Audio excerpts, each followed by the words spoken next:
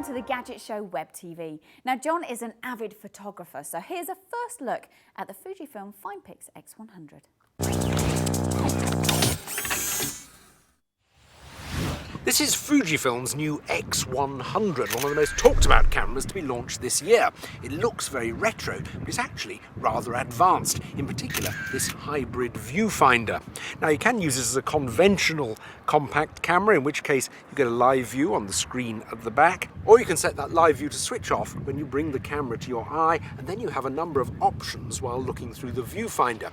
You can have a straight optical view, you can flick this lever here, in which case a flap comes down over the optical viewfinder and you get an electronic viewfinder instead, or you can actually have an optical view with the electronic viewfinder information superimposed over it. It's very, very useful and very satisfying to use. Incidentally, it is an autofocus camera, not a rangefinder, in spite of appearances, adding to the desirability some impressive manual controls. There's an aperture ring round the lens here, which you can switch to auto if you want to. Shutter speed dial at the top, which again, you can switch to auto if you want to. Focus control switch on the side, manual, single shot, continuous autofocus there. Exposure compensation dial on top here.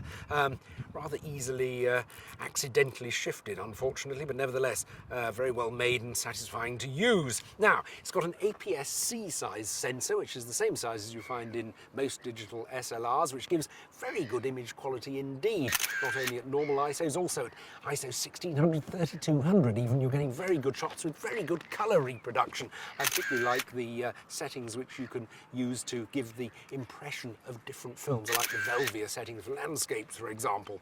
Now, it's got a fixed lens with a focal length of 23mm, which is equivalent to 35mm in 35mm terms. It's got a handy maximum aperture of f2, so you can get lots of depth of field effects, like in this photo I took of Susie the other day. Now, an obvious question is it better than the Leica X1, which is its most obvious competitor? Well, the Leica may just have the edge, I think, in terms of lens quality, but this has the edge in terms of speed of operation, possibly overall image quality, and also it's got that viewfinder, whereas the Leica doesn't have one at all. I do have a few quibbles with it though. It's quite slow to turn on, which can frustrate your street photography ambitions, and this menu button at the back is very flush with the D-pad here, and it can make selecting things from the menu really rather difficult. Also, it is very expensive for what's likely not to be your only camera. It costs getting on for £1,000. However, if you do feel like splashing out, I don't think you'll be disappointed.